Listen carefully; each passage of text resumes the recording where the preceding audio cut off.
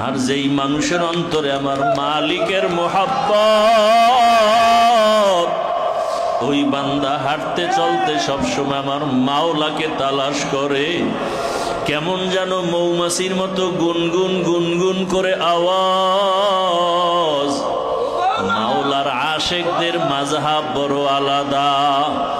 ইশকে আশল আস্তে কুচু বড় ফরুক, हर से जुज माशूक बाकी जुमला सू। আরে মাওলার ইশকের আগুন যার সিনার মধ্যে একবার লেগে যায়, যার কলবে আমার মাওলা পাওয়ার যন্ত্রণা শুরু হয়ে যায়, ওর কাছে টাকা ভালো লাগে না, বাড়ি ভালো লাগে না, গাড়ি ভালো লাগে না, দুনিয়ার কিছুই ভালো লাগে না, খানাও ভালো লাগে না। ওই বান্দা খানা খাইতে বসলো, ডাকে আমার আল্লাহ।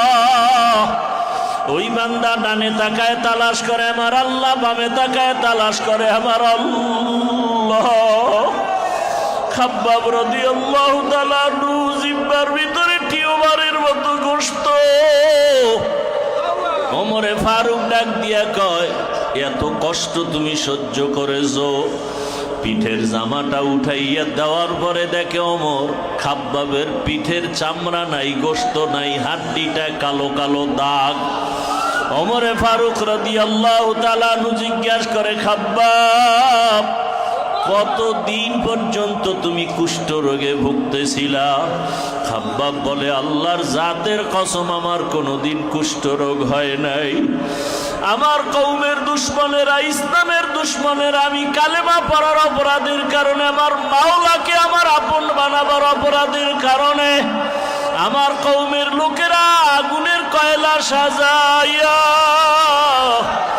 আমি খাব্বাবের জামা কাপড় খুলিয়া চিৎভাবে আগুনের আংটার উপরে শোয়াইয়া আমার বুকের উপরে পাড়া দিয়া হাতের লাঠি দিয়ে আঘাত করেছে, আর বলছে, খাব্বাব কালেমা ছেড়ে দাও। ওই আগুনের কয়লায় আমার চামড়াগুলো পুড়তেছিল, আমি নিজের কানে আওয়াজ শুনতেছি। আমার গোশতগুলো পুড়ে যায়, আমার চামড়াগুলো পুড়ে যায়। আমি তখন আসমানের দিকে তাকায় বলছি, হে মালিক,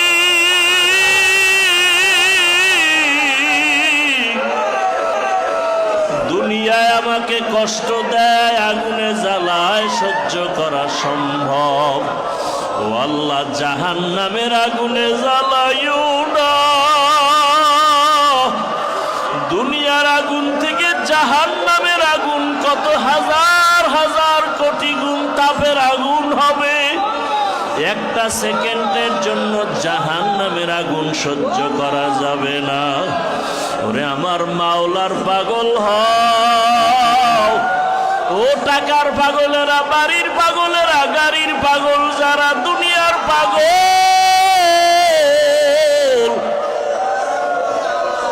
আলেম হইয়াও টাকার পেছনে দৌড়াও, মাওলানা হইয়া, মুফতি হইয়া, কোরআন পড়িয়াও যারা দুনিয়ার পেছনে দৌড়াই, আসলে কোন দিকে যাইতেছি? ওই টাকা তো আমার কাজে আসবে না, বাড়ি আমার কাজে আসবে না, ছেলে আমার কাজে আসবে না।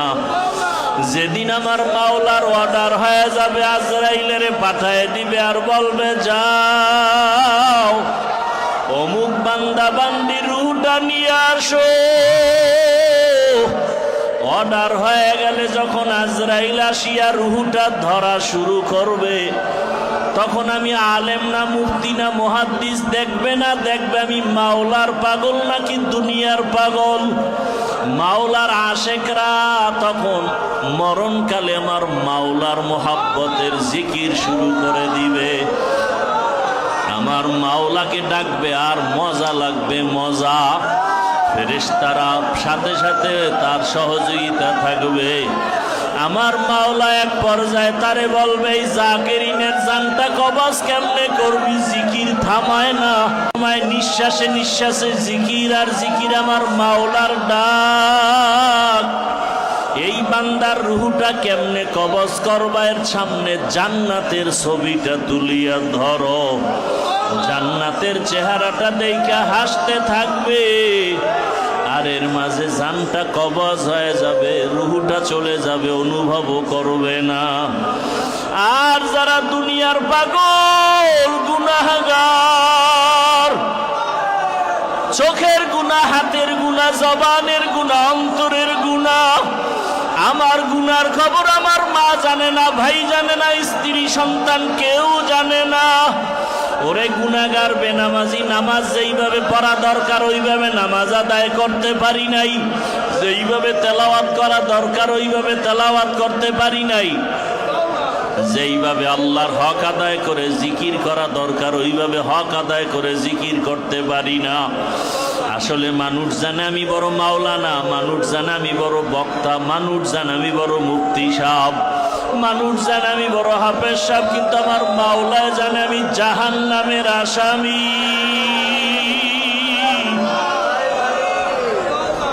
আমার জাহান্নামের আসামি। আমার হাত গুনার দ্বারা নাপাক, আমার গুনার কারণে আমার চোখ দুইটা নাপাক, আমার গুনার কারণে আমার জিহ্বা নাপাক, আমার অন্তর নাপাক। ওরে এমন অবস্থায় আজরাইল আসবে, আল্লাহ বলবে যাও এই নাফরমানের রূহটা ধরিয়া নিয়ে আসো। আজরাইলের আকৃতি দেখা রূহটা পালাইতে শুরু করবে, পালাইতে পারবে না। যখন আজরাইল রূহটা ধরিয়া একটা টান মারবে, ওই বান্দার রগগুলো ছিঁড়িয়া যাবে, চোখ উল্টায় যাবে, পানির পিপাসায় ছটফট করবে। আর যদি মাওলা আলেম হয় নাই, মুফতি হয় নাই, হাফেজে কোরআন না হইয়াও কলবটারে গুনাহমুক্ত করছে আমার মাওলার জিকির, হাঁটতে চলতে উঠতে বসতে সবসময় আমার মাওলাকে ডাকতো, আর আমার মাওলার নামের মোহাব্বতের গান গাইতো। আমার মাওলারে কোথায় গেলে পাওয়া যায়?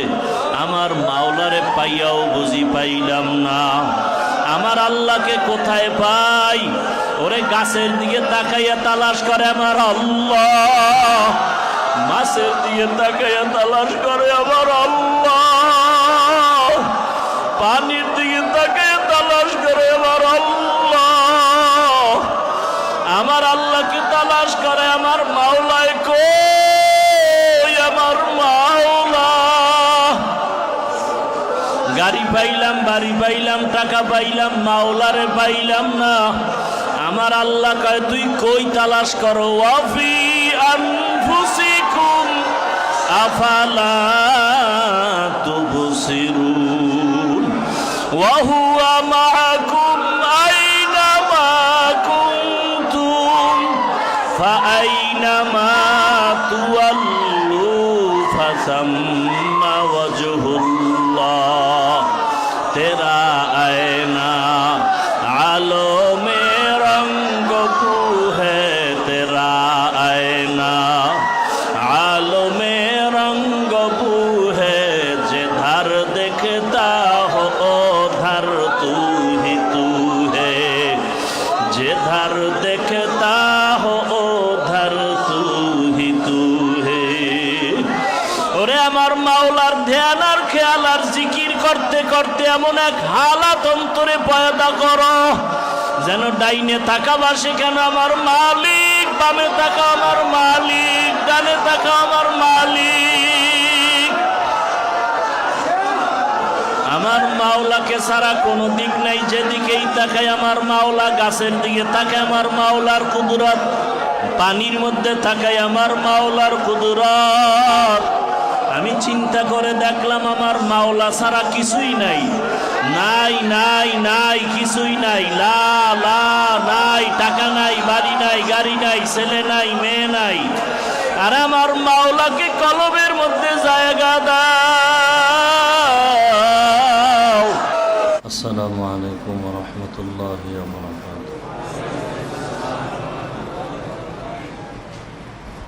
আলহামদুলিল্লাহি ওয়া কাফা ওয়া সালামুন আলা ইবাদিহিল্লাযীনা ইসতাফা। وبعد فأعوذ بالله من الشيطان الرجيم. بسم الله الرحمن الرحيم. إن الذين آمنوا وعملوا الصالحات كانت لهم جنات الفردوس نزلا. وقال النبي صلى الله عليه وآله وسلم: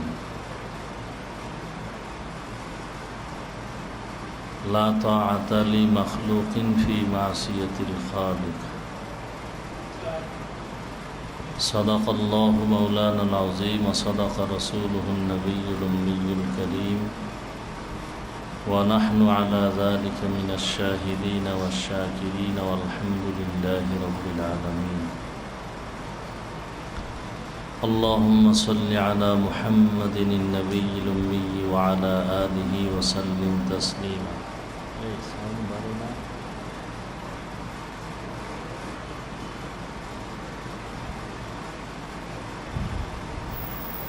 سبحانك لا علم لنا إلا ما علمتنا إنك أنت العليم الحكيم رب اشرح لي صدري ويسر لي أمري واحلل عقدة من لساني يفقهوا قولي আল্লাহ পাকের দরবারে লাখো কোটি শুকর যে আল্লাহ পাক আমাদেরকে সুস্থ রেখেছেন আলহামদুলিল্লাহ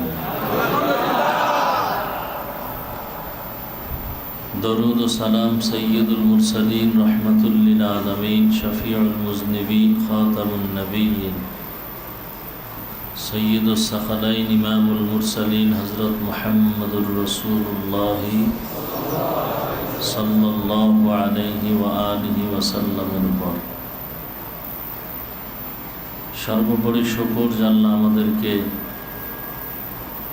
প্রতি মাসের ইজতেমা ধারাবাহিকভাবে হাজির হওয়ার তৌফিক দান করেছেন আর একবার শুকর আদায় করি আলহামদুলিল্লাহ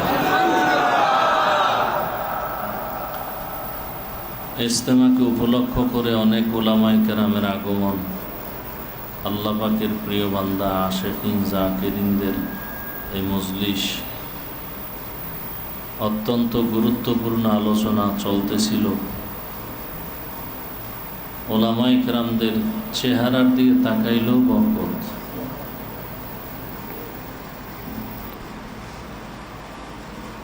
যত বড় আলেম বুজুর্গ তাদের আলোচনার মধ্যে অল্প কথার মধ্যেও বরকত অনেক বেশি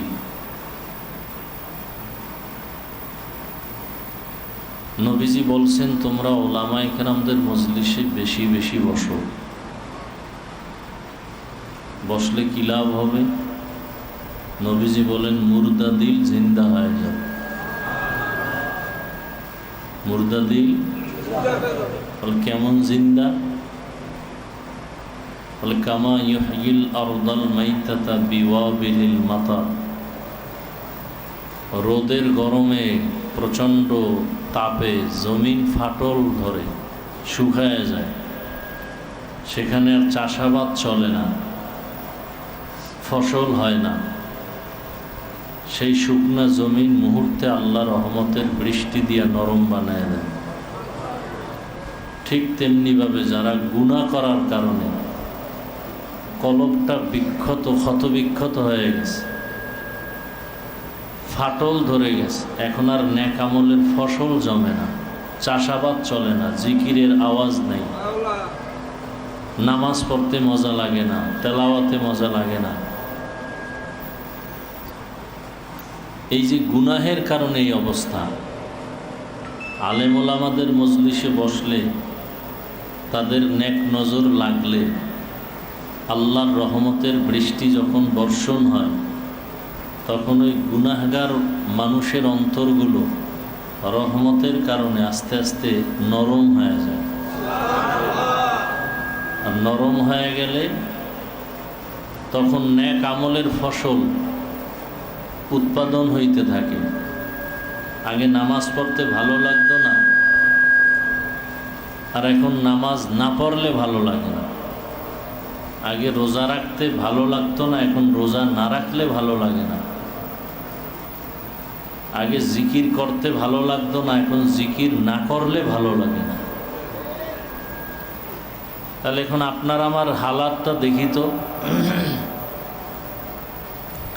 আলেম ওলামাদের মজলিসে বসলে নেক আমল করার আগ্রহ কমে না বাড়ে তাহলে এটাই তো প্রমাণ এরপরে আপনি বাড়ি গিয়ে দেখবেন নামাজ পড়তে আপনার কাছে ভালো লাগে না পড়তে কষ্ট লাগে তখন আপনি বুঝবেন আপনার অন্তরের কি হালাত কলবের কি হালাত দুনিয়ার মানুষ ডাক্তারেরা শরীরের চেক আপ করে, পরীক্ষা করে, ঔষধ দেয়। আর আল্লাহওয়ালাদের মজলিস, ওলামায়ে আহলে হকের মজলিসে রুহের ঔষধ দেওয়া হয়, কলবের চিকিৎসা হয়। আল্লাহ তাআলা বলেন, জান্নাত থেকে আমি পাঠাইছি, আবার আমি জান্নাতে নিয়ে আসবো সবাইকে। শুধু নিয়েই আসবেন না, বরং আল্লাহ বিনা হিসাবেই জান্নাত দিয়ে দিবেন। তবে বিনা হিসাবে জান্নাত আল্লাহ কাদেরকে দিবেন? যারা দুইটা কর্মসূচি পালন করবে। ইন্নাল্লাযীনা আমানু ওয়া আমিলুস সালিহাত, যারা ঈমান আনবে আর নেক আমল করবে।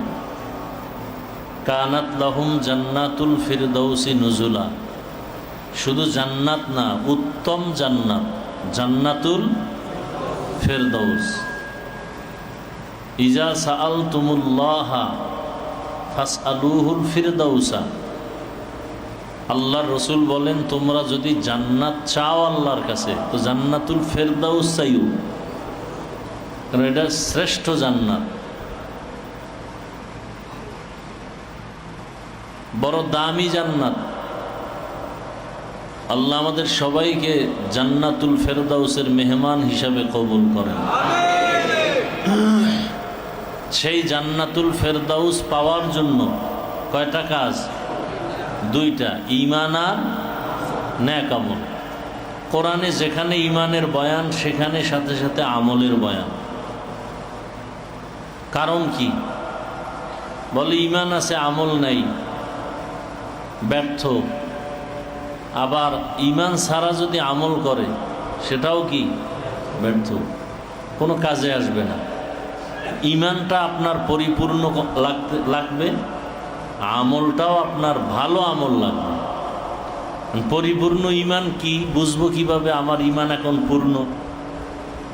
আল্লাহ বিভিন্ন আয়াতে বলছেন, ইয়া আইয়ুহাল্লাযীনা আমানু দুখুলু ফিস-সিলমি কাফা, ও মুমিনেরা, তোমরা ইসলামের মধ্যে পরিপূর্ণ ঢুকে যাও। তাহলে আমরা মুমিন যারা ইসলামের মধ্যে পরিপূর্ণ এখনো ঢুকতে পারিনি। আবার এক আয়াতে আল্লাহ বলেন, ইয়া আইয়ুহাল্লাযীনা আমানু আমিনু বিল্লাহি ওয়া রাসূলিহি, হে মুমিন, তোমরা আল্লাহ ও রসুলের উপরে ঈমান আনো। ঈমান আনলেই তো মুমিন হয়। আবার আল্লাহ মুমিনকে বললেন ঈমান আনো। তাহলে মুমিনকে ডাবল দাওয়াত দেওয়া হইল না? মুমিনকে বললেন, হে মুমিনেরা, আল্লাহর উপরে রসুলের উপরে কি আনো? ঈমান আনো। আল্লাহ এবং রসুলের উপর ঈমান আনো। তো ঈমান তো আনছি, না হয় মুমিন হইলাম কিভাবে? আবার কেন আল্লাহ ঈমান আনতে বললেন? ওই যে এক হাদিস আছে না, লা ইউমিনু আহাদুকুম হাত্তা আকুনা আহাব্বা ইলাইহি মিন ওয়ালিদিহি ওয়া ওয়ালাদিহি ওয়ান নাসি আজমাইন। নিজের সন্তান, পরিবার থেকে আল্লাহর রসুলকে ভালো না বাসলে তার ঈমান কামেল হবে না। আমরা নামাজ ভঙ্গের কারণ শুনি, অজু ভঙ্গের কারণ 7টা বয়ান শুনি, ঈমান ভঙ্গেরও এরকম কারণ আছে।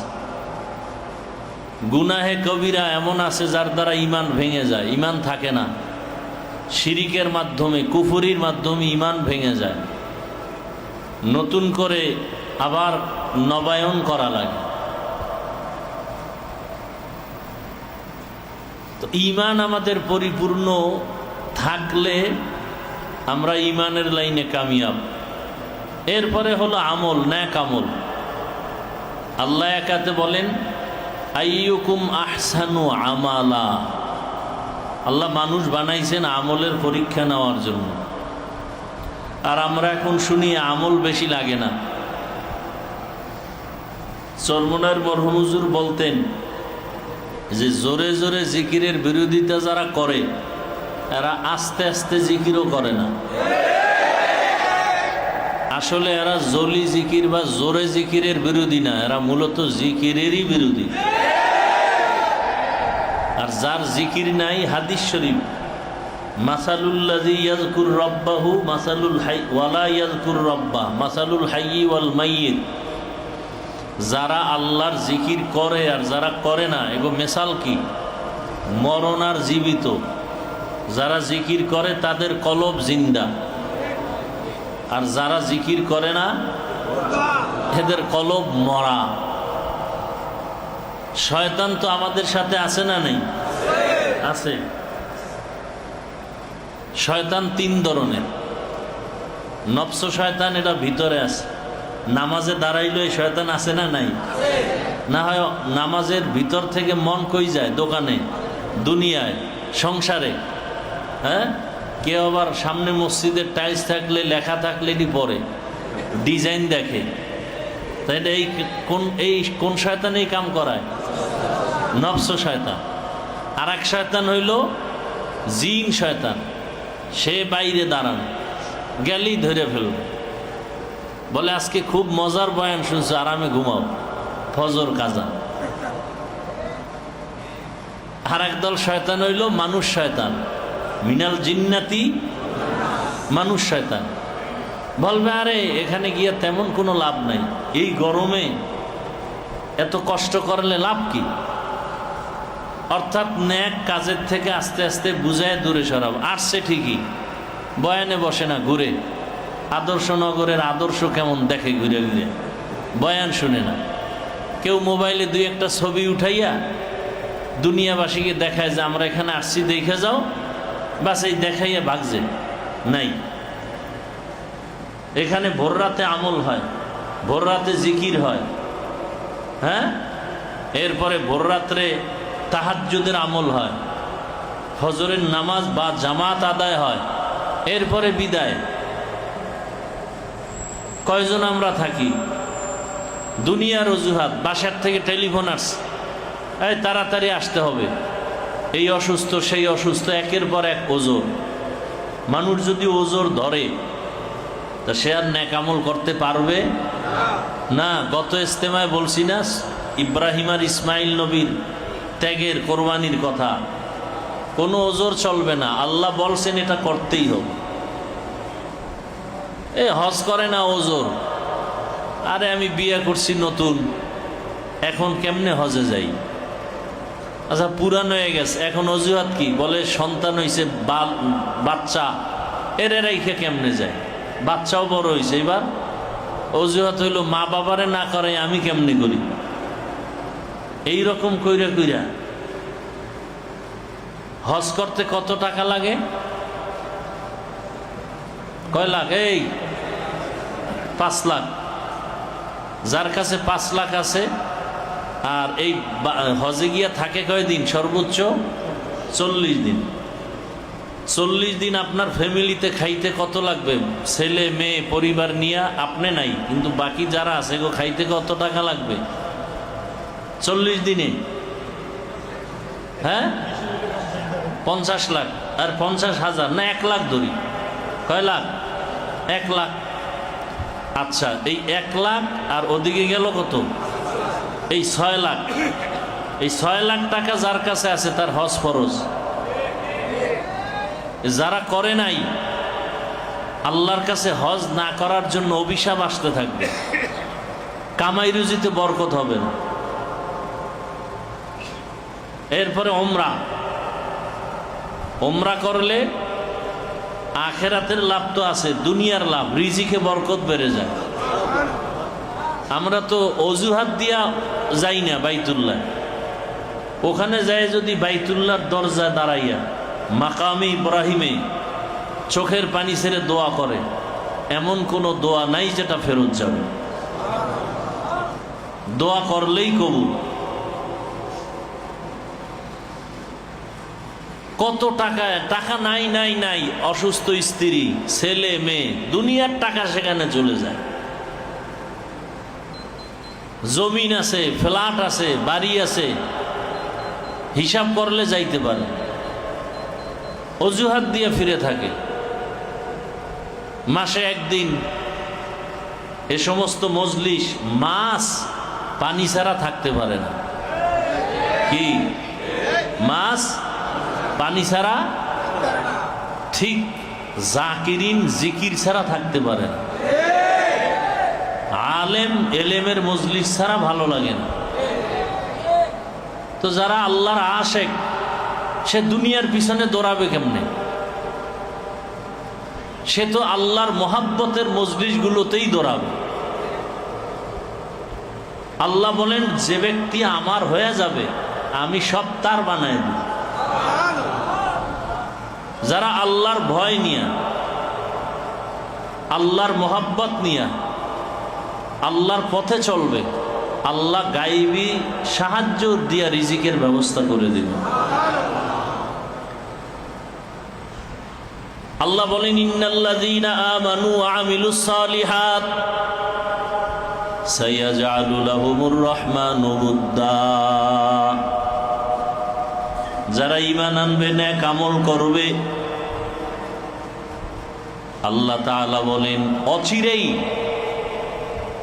আমি এমন বান্দা তৈরি করব যাদের অন্তরে তার মহাব্বত শুধু বাড়তেই থাকবে। মানুষের অন্তরে মহাব্বত বাড়তেই থাকবে, কারোর গিয়ে তাল দেওয়া লাগবে না, বুঝানো লাগবে না। আলেমদের মহাব্বত করে না সবাই? কি করে? কলিজা কাইটা দিতে চায়, কোটি কোটি টাকা দিতে চায়। এই মহাব্বত কে তৈরি করে দিছেন? আল্লাহ বলেন, ইন্নাল্লাযীনা আমানু ওয়া আমিলুস সালিহাত সায়াজআলু লাহুমুর রহমানু উদ্দা। যারা ঈমান আনবে, নেক আমল করবে, দয়াময় আল্লাহ মানুষের অন্তরে তার প্রতি ভালোবাসা বাড়ায় দিবেন। আর মানুষ যখন ভালোবাসবে তার অভাব থাকবে না, আল্লাহ অভাব পূরণ করে দিবেন। সাহাবায়ে কেরাম ঈমান মজবুত কেমনে করবে? এর একটা স্কেল লাগে না, মাপকাঠি লাগে না? প্রত্যেকটা জিনিস সঠিক ব্যাঠিকের জন্য একটা কি লাগে? স্কেল লাগে, মাপকাঠি লাগে। ঈমানের স্কেল হলো সাহাবায়ে কেরাম। আমিনু কামা আমানান নাস। ও মুমিন, তোমরা ঈমান আনো সাহাবায়ে কেরামদের ঈমানের মতো। সাহাবায়ে কেরামদের ঈমানের মতো ঈমান আনো। সাহাবায়ে কেরামদের ঈমানের সাথে আল্লাহ তুলনা দিলেন কেন? তাদের ঈমান ছিল নির্ভেজাল। কেমন নির্ভেজাল? সমস্ত সাহাবায়ে কেরামরা জান্নাতি। আরো আসতে বলেন। আমরা জানি 10 জন সাহাবা জান্নাতের সুসংবাদ পাইছেন। এটা শুধু 10 জনের মধ্যে সীমাবদ্ধ না, এটা প্রসিদ্ধ। আরো জান্নাতের সুসংবাদ পানেওয়ালা আছে। তো আসিয়া জান্নাতের সুসংবাদ পাইছেন, খাদিজা রাদিয়াল্লাহু আনহা সুসংবাদ পাইছেন, ফাতেমা রাদিয়াল্লাহু আনহা জান্নাতের সুসংবাদ পাইছেন। আফ্রিকার জঙ্গলের কালো জান্নাতের সুসংবাদ। নবীজি বলেন, আমি জান্নাতে গিয়া বেলালের হাঁটার আওয়াজ পাইছি। এ 10 জনার সিরিয়ালে নাই, কিন্তু জান্নাতের সুসংবাদ আছে না নাই? খবর কে কয়? নবী। বেলালের ঈমান কেমন? বাড়ি ছাড়লো, ঘর ছাড়লো, মা বাবা সব ছাড়লো। এরপরে গোলামির রশি গলায় লাগাই উমাইয়ার বাড়ি গেল। উমাইয়া দেখে বেলাল ঠোঁট নাড়ায় যেন কি কয়। বলে, বেলাল কি বলো? বলে, আমার রবের জিকির করি। বাধা আসতেছে, বেলালের জিকিরের পাওয়ার বাড়তেছে। এতদিন আস্তে আস্তে এখন কি? আহাদ আহাদ আহাদ, কুল হুয়াল্লাহু কুল হুয়াল্লাহু লাম ইয়ালিদ লাম ইউলাদ উলাইকাস ওয়ালিদ মাউলুদরা উ খালেকাস। লাম ইয়ালিদ লাম ইউলাদ উলাইকাস ওয়ালিদ মাউলুদরা উ খালেকাস। ওয়াহেদুন মানিও আল্লাহ কি ওয়াহেদ না আহাদ? ওয়াহেদুন মানিও এক, আহাদুন মানিও এক। আল্লাহ ওয়াহেদুনের এক না, আহাদুনের এক। বলে কেন? বলে ওয়াহেদুন এমন এক যার পরে দুই আছে, আর আহাদুন এমন এক যার পরে আর। আল্লাহ আহাদ কেমন এক? যার আর দ্বিতীয়। লাম ইয়ালিদ লাম ইউলাদে উলায়ে কাস ওয়ালিদু মাউলুদেরা উ খালেকাস। আল্লাহ কাউকে জন্ম দেন নাই, কেউ তাকেও কেউ জন্ম। আল্লাহ কয়জন? আল্লাহ যে এক, কোন দিক থেকে এক? হ্যাঁ, আল্লাহর মতো আর আল্লাহ, তার ক্ষমতার মতো আর ক্ষমতা, তার গুণের মতো আর কোনো গুণ। যদি কেউ মনে মনে কয় আছে, এটার নাম শিরিক। মনে করার নাম, যারা মনে করে তারা মুশরিক। মুশরিকদের জন্য জান্নাত। ওয়ামান ইউশরিক বিল্লাহ ফাকাদ হাররামাল্লাহু আলাইহিল জান্নাহ। আল্লাহ স্পষ্ট বলেন, যারা শিরিক করে, যারা, তাদের উপরে জান্নাত হারাম। ইন্নাল্লাহা লা ইয়াগফিরু আন ইউশরাকা বিহি ওয়া ইয়াগফিরু মা দুনা যালিকা লিমান ইয়াশা ওয়া মান ইউশরিক বিল্লাহ ফাকাদ দাল্লা দালালাম বাঈদা। ওয়া মান ইউশরিক বিল্লাহ ফাকাদ ইফতারা ইসমান আযীমা ওয়া মান ইউশরিক বিল্লাহ ফাকাদ হাররামাল্লাহু আলাইহিল জান্নাহ। সব গুনাহ আল্লাহ দ্রুত চাইলেই ক্ষমা দিবেন, শিরিকেরটা সহসায় ক্ষমা। গত ইজতেমায় বলছিলাম, শিরিকের মধ্যে সব থেকে মারাত্মক যে শিরিক হলো মূর্তি পূজা করা। কি পূজা? মনে আছে গত ইজতেমার বয়ান? আদম নবী দুনিয়ার থেকে বিদায়ের 600 বছর পর দুনিয়াতে কি শুরু হয়? মূর্তি পূজা শুরু হয়। মূর্তি পূজা শুরু করায় কে? শয়তান। চলতে থাকে 600 বছর। চলতে থাকে কয়শো বছর? টোটাল কত বছর হইল? 1200 বছর। এরপরে আল্লাহ পাক নূহ আলাইহিস সালামকে পাঠাইলেন। নূহ আলাইহিস সালাম আইসা দাওয়াত দিলেন কয় বছর? 950 বছর দাওয়াত দিলেন। কয়জন মূর্তি পূজা ছাড়লো? কয়জন? 40 জন। কয়জন? আল্লাহ জানায় দিলেন, তুমি আর দাওয়াত দিলেও কেউ মূর্তি পূজা ছাড়বে। নবী কয়, তাহলে যদি নাই ছাড়ে, দেখো বাঁচায় রেখে আর লাভ, সব মেরে ফেল। আল্লাহ পানি বন্যা দিলেন, লাগাতার 40 দিন বৃষ্টি। জমিনের পানিও বাড়লো, উপরের পানিও বাড়লো। নূহ নবীর সন্তান কেনান বলল, আমি পাহাড়ের চূড়ায় উঠা সেখানে থাকবো, পানি বন্যা আমার ক্ষতি। পানি উপর থেকেও বাড়লো, নিচ থেকেও। পাহাড়ের অনেক উপরে, কেনান শেষ। অমাকারু আল্লাহু খাইরুল।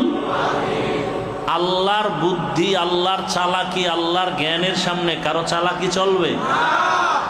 কাদেরে কুদরত দারি বরকামাল আনতা রব্বি আনতা হাসবি যুল জালাল তুহি কাদের জলিলুল্লাহ জাহাদার বহর হালে তুহি মেরা নিগাহদার।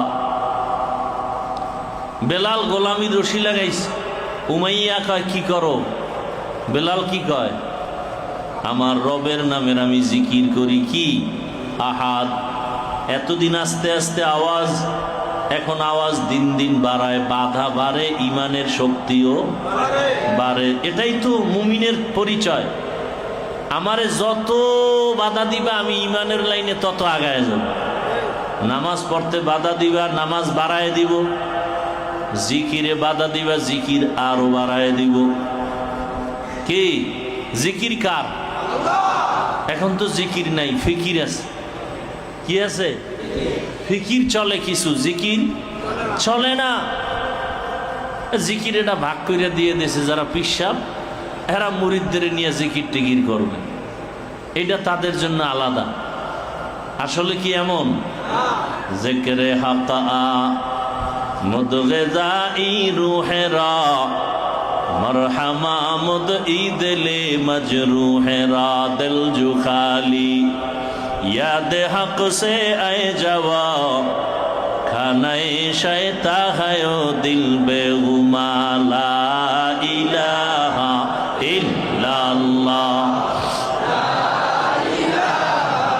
इल्लल्लाह ला इलाहा इल्लल्लाह ला इलाहा इल्लल्लाह ला इलाहा इल्लल्लाह ला इलाहा इल्लल्लाह ला इलाहा इल्लल्लाह ला इलाहा इल्लल्लाह ला इलाहा इल्लल्लाह।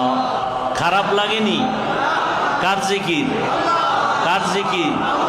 কোন পিসাবের নামের? হ্যাঁ, মুসা আলাইহিস সালাম কে? গরম নবী, নরম না গরম? আল্লাহকে একদিন বলেন, হে আল্লাহ,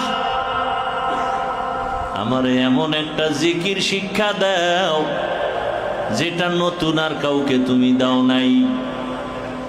আবু সাইদ খুদরি রাদিয়াল্লাহু তাআলা আনহু থেকে হাদিস বর্ণিত, মুসা আলাইহিস সালামকে আল্লাহ বলেন, মুসা তুমি এই কালেমা পড়ো, লা ইলাহা ইল্লাল্লাহ লা ইলাহা ইল্লাল্লাহ।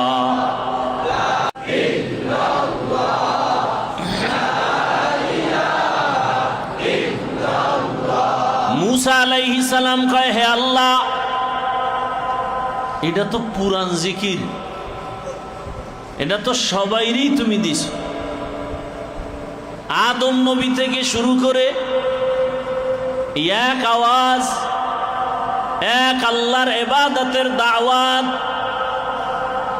নূহ আলাইহিস সালামের এই দাওয়াত, ইব্রাহিম নবীর একই দাওয়াত, এইভাবে সবাইরই দিস, এটা তো পুরান কালেমা। আল্লাহ বলেন, হে মুসা, আসমান জমিন আর ভেতরে যা কিছু আছে সব যদি এক পালায় ওজন দেওয়া হয় আর এক পালায় যদি কালেমার ওজন লাগাও, কালেমার পাল্লা ভারী হয়ে যাবে। বজকর শহর ছবিনি দর খরুশাস বলে দানা দরি মানা কে গুশাস না বুলবুল বর গুলাশ তসবিহ খানেস কে হর খারে বতসবিহশ জবানেস লা ইলাহা ইল্লাল্লাহ।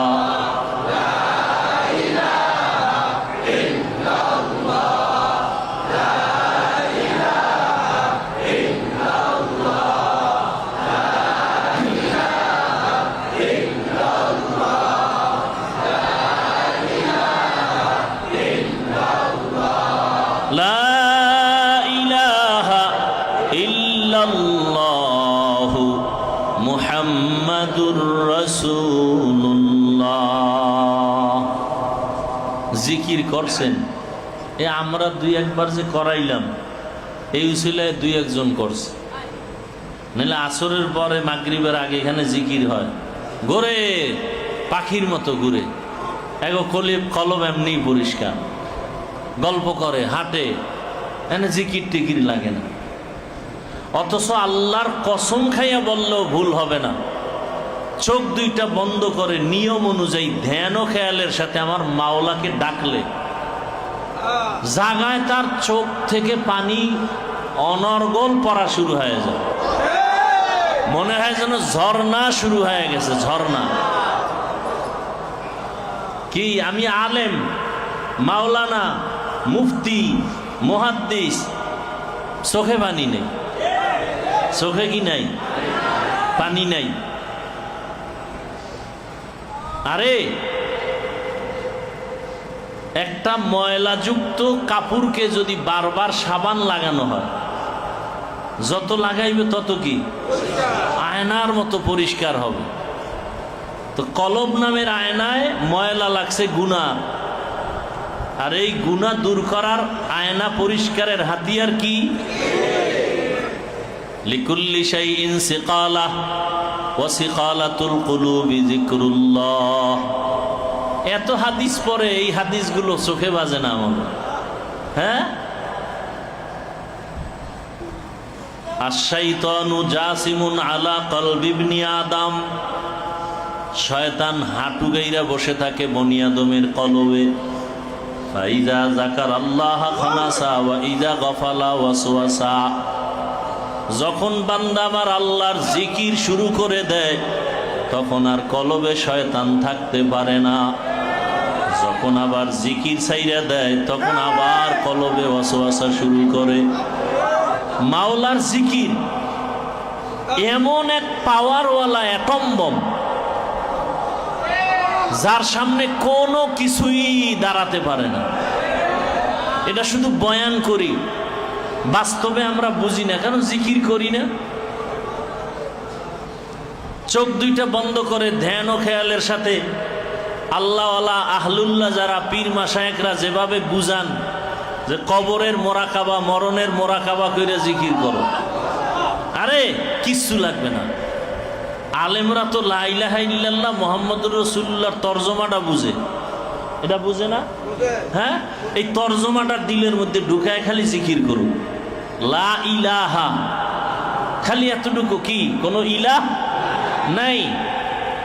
এই এখানে কি চায়? লা ইলাহা, এটা বলার দরকার কি? কোনো ইলাহ নাই, এটা বললে তো হয়। হুয়াল হাইয়ুল, আল্লাহ একমাত্র আছেন, এটাই বললে হয়। কেউ নাই বলার দরকার কি? আল্লাহই আছেন, এটা বললেই তো হয়। কেউ নাই, এরপরে আবার আল্লাহ আছেন। এই যে নাই নাই শব্দটা কেন সামনে? নফি ইসবাত, নফি, শুরুতে নফি। লা ইলাহা, কোনো ইলাহ, কোনো ইবাদতের উপযুক্ত কেউ নাই, রিজিক দাতা নাই, হায়াত দাতা নাই।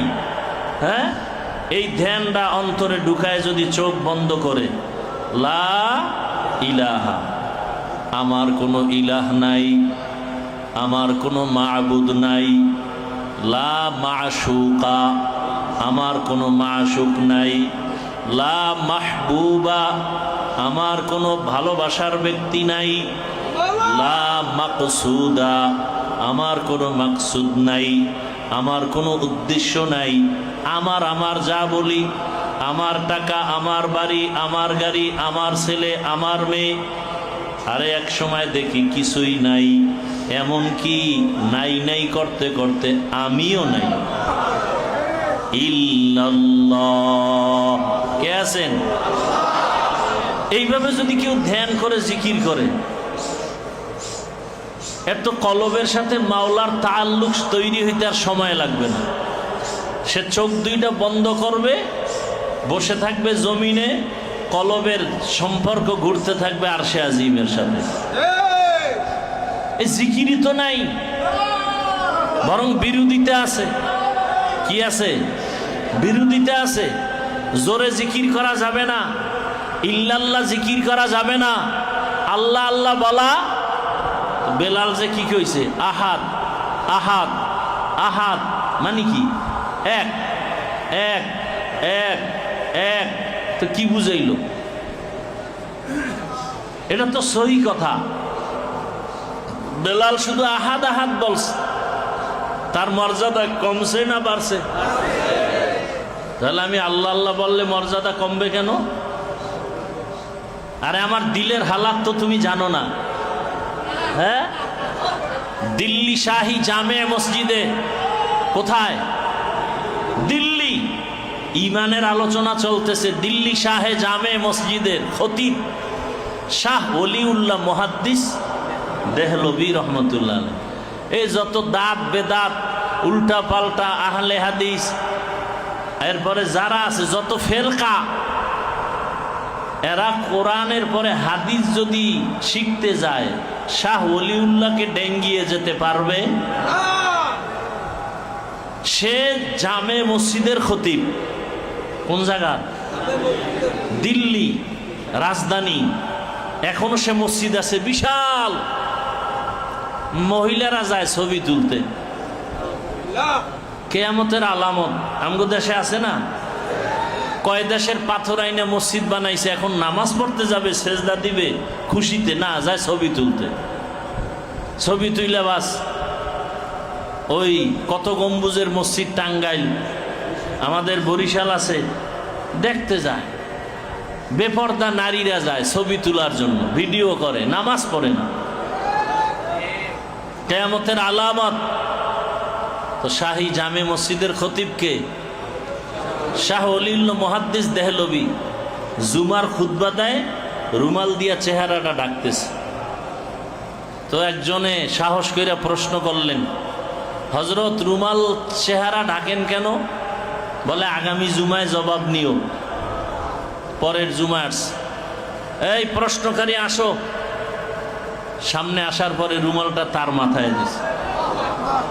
রুমালটা দেওয়া মাত্র একটা চিৎকার দিয়া বেহুশ হয়ে গেছে।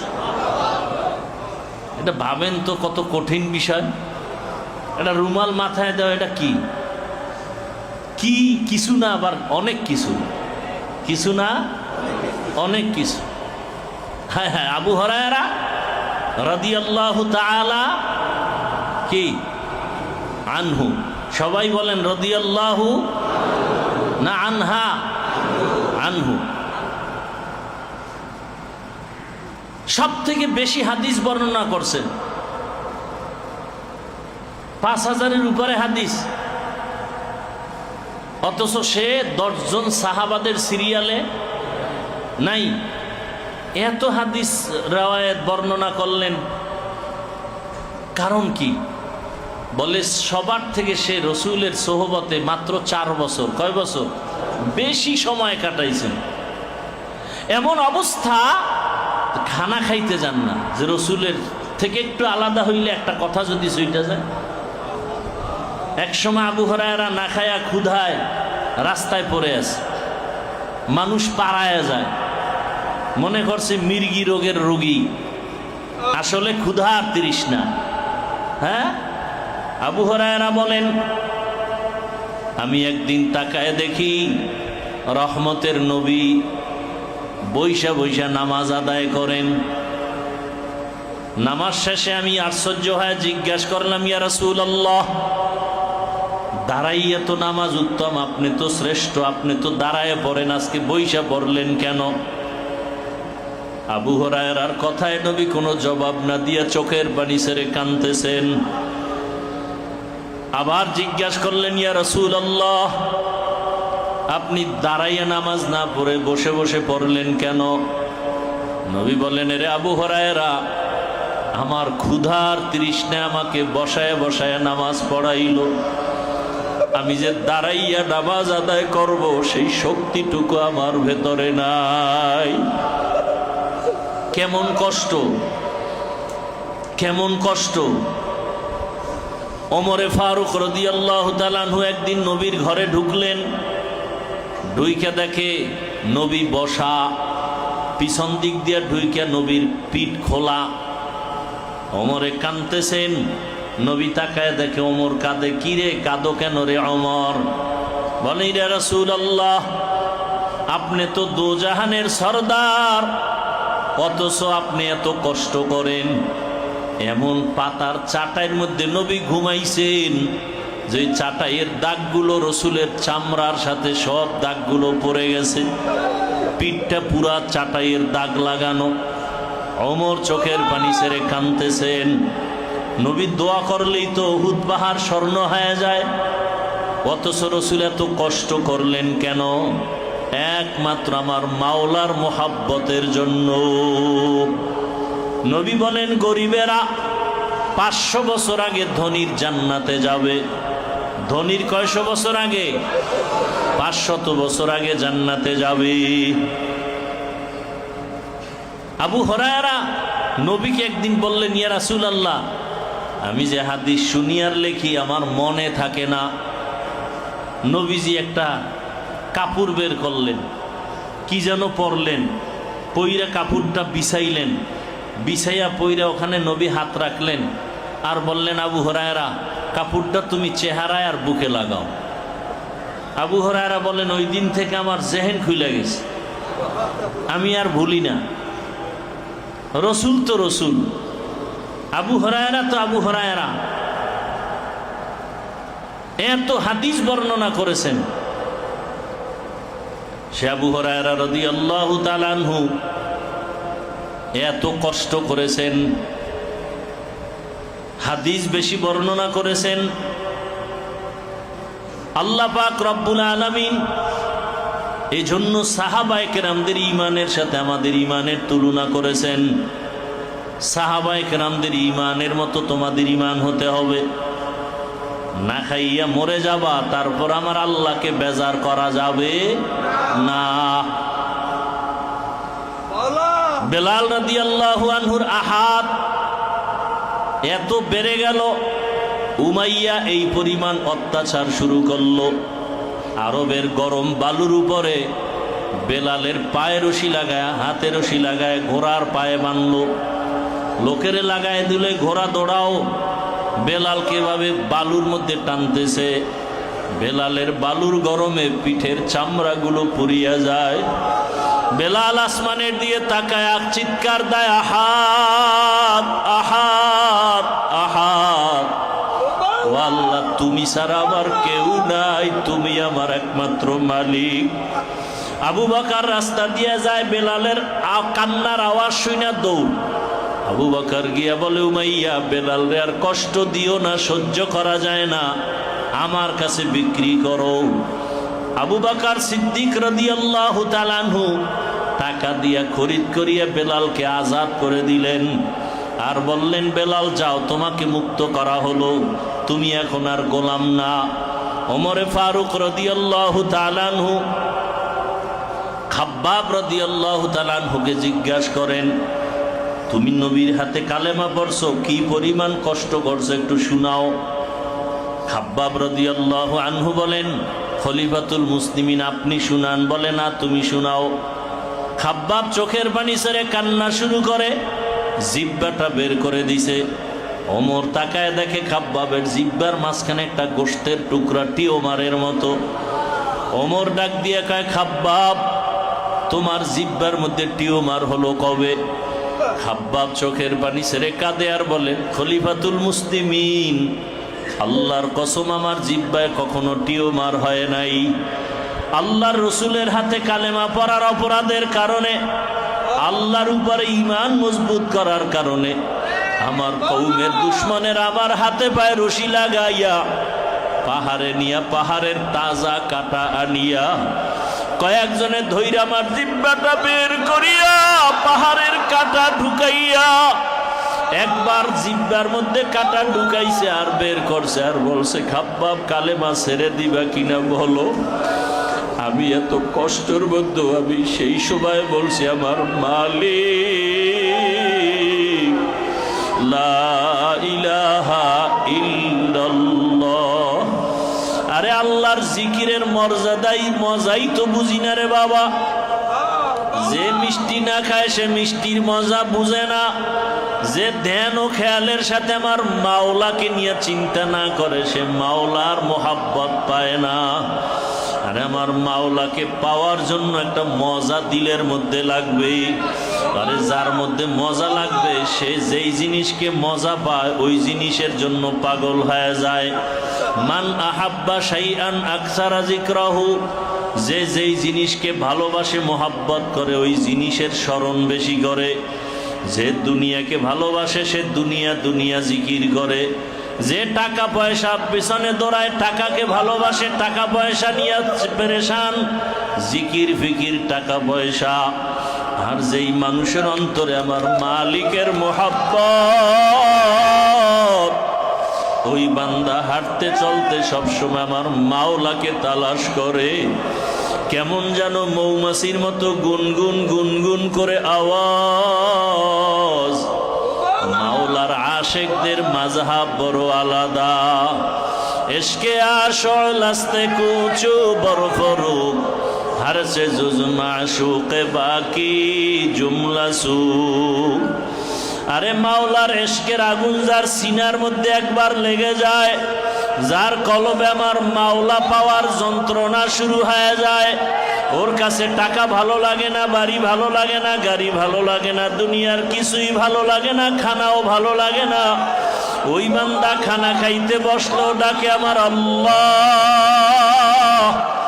ওই বান্দা ডানে তাকায় তালাশ করে আমার আল্লাহ, বামে তাকায় তালাশ করে আমার আল্লাহ। খাব্বাব রাদিয়াল্লাহু তাআলা আনহু জিহ্বার ভিতরে টিউমারের মতো গোশত। ওমরে ফারুক ডাক দিয়া কয়, এত কষ্ট তুমি সহ্য করেছো? পিঠের জামাটা উঠাইয়া দেওয়ার পরে দেখে ওমর খাব্বাবের পিঠের চামড়া নাই, গোশত নাই, হাড্ডিটা কালো কালো দাগ।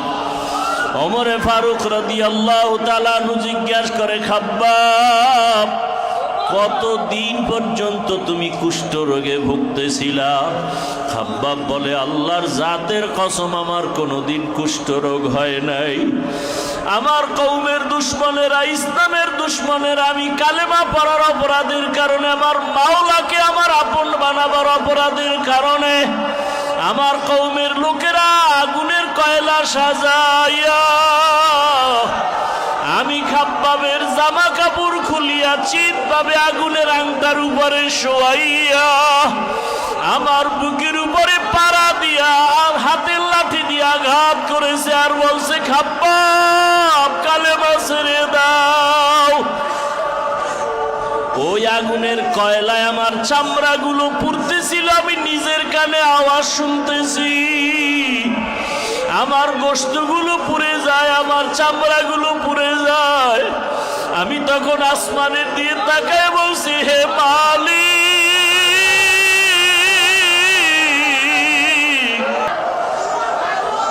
আমার মাওলাকে কলবের মধ্যে বসাও। রে আল্লাহর বান্দারা, সাহাবায়ে কেরামদের ঈমান কত মজবুত। না খাইয়া পেটে পাথর বাঁধছেন, তারপর আমার মাওলাকে ভুলেন নাই। আমার মাওলার মোহাব্বত এত গালেব। আল্লাহর বান্দা সাহাবায়ে কেরাম না খাইয়া কত কষ্ট করে পেটে পাথর বাঁধলেন, ঘরের চুলায় আগুন জ্বলে না। ওমরে ফারুক রাদিয়াল্লাহু তাআলা আনহু দিনের বেলা বিচার করে, রাতের বেলা মানুষের বাড়ি ঘুরে আর খবর নাই কি হালাত। এক জায়গায় গিয়া দেখতেছে একটা ভাঙা পাহাড়ের পাশে ভাঙা ঘরের মধ্যে আগুন জ্বলে। ওমরে ফারুক রাদিয়াল্লাহু আনহু পাশে গিয়া দাঁড়াইলেন, দূরত্ব বজায় রাখিয়া। দাঁড়াইয়া শুনতেছে মহিলা একটা পাত্রে পানি গরম করে, আর পার্শ্বে বাচ্চাগুলো না খাইয়া ক্ষুধা তৃষ্ণায় কান্না করে, কেউ ঘুমায়া গেছে। মহিলা সান্ত্বনা দেওয়ার জন্য পানি গরম করে আর বলে, এই পাত্রে খানা আছে। ওমরে ফারুক রাদিয়াল্লাহু তাআলা আনহু এই কথা শুনিয়া মহিলা বলে, আমার দেশে নাকি ওমর দেশ শাসন করে, আমি মাওলার কাছে ওমরের বিরুদ্ধে বিচার দায়ের করব। ওমরে ফারুক এই কথা শুইনা মহিলার সাথে কথা না বইলা গোপনে গোপনে অর্থ মন্ত্রণালয়ে চলে গেলে। আটার বস্তা নিয়া ওমর রওয়ানা। গোলাম কয়, খলিফাতুল মুসলিমিন আটার বস্তা আমার মাথায় দেন। ওমর বলে, ও গোলাম, কিয়ামতের ময়দানে আমার পাপের বোঝা কি তুমি টানবা? বলে, না না। কয়, তা আমার বোঝা আমার মাথায় দাও।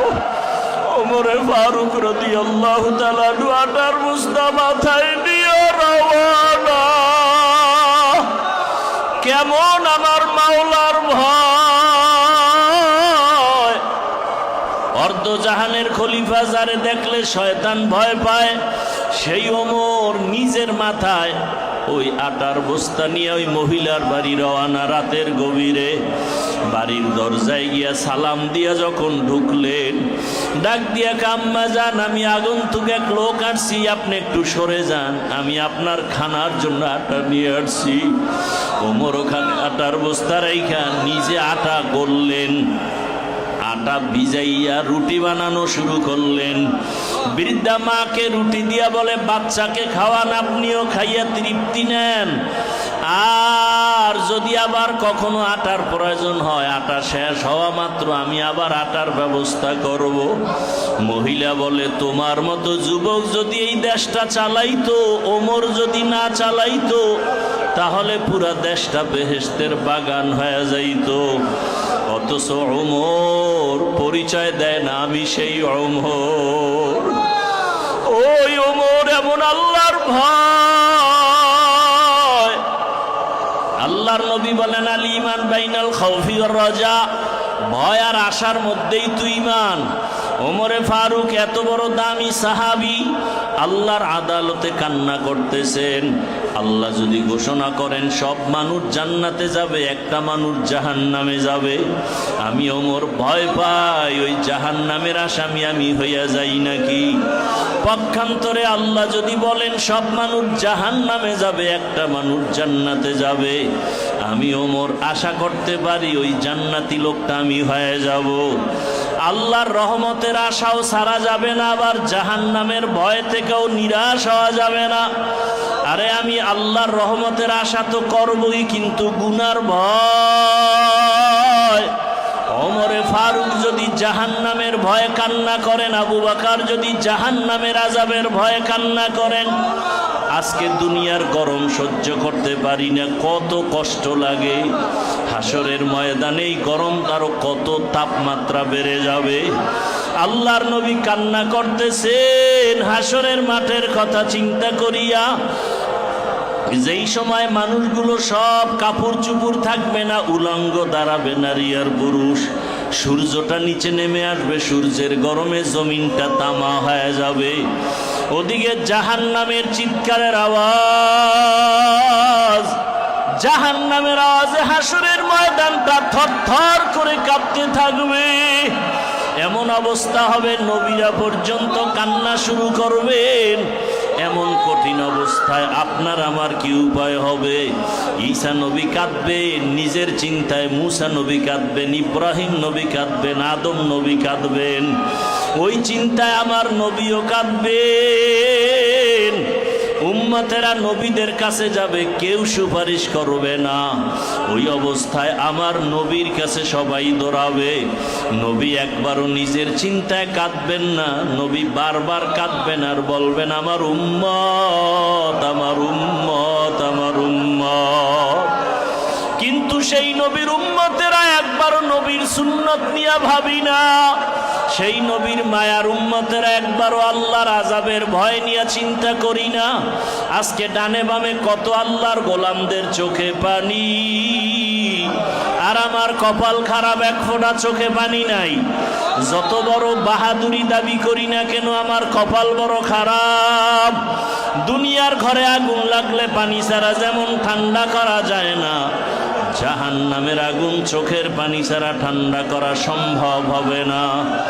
আজকে ভাইজান যত বড় মাওলানা দাবি করি, চোখে পানি নেই, আমার মাওলানা গিরির কোনো মূল্য নাই। আমি যত মুফতি বড় দাবি করি, আমি বড় হাফেজ দাবি করি, চোখে পানি নাই, আমার এই মুফতিগিরি হাফেজগিরির কোনো দাম নাই। কিন্তু আমার পার্শ্বে একটা সাদা দাড়িওয়ালা সাধারণ মানুষ বইসা বইসা কান্না করে। আসলে লোকটা কাঁদে কেন? ছেলে হারাইছে না, মেয়ে হারাইছে না, বাড়ির কারণে না। ওই বান্দা কান্না করে, ছেলের চিন্তা নাই, মেয়ের চিন্তা নাই, বাড়ির চিন্তা নাই। ওই সাধারণ মানুষটার কান্না আমার মাওলায় কই? আমার দয়ার মালিক, আমার দয়ার মালিক, আমার মায়ার মালিকের তো পাই নাই। আমার মাওলারে না নিয়ে যদি কবরে যাই, ওই কবরে মাটির চাপ। আমার মাওলারে বন্ধু না বানাইয়া কবরে গেলে 99টা সাপের কামড়। ও আমার যুবক বাবারা, 2 ফোঁটা চোখের পানি ছেড়ে কাঁদো। কান্না না আসলে ডানে বামে তাকাও, দেখো কার চোখে পানি।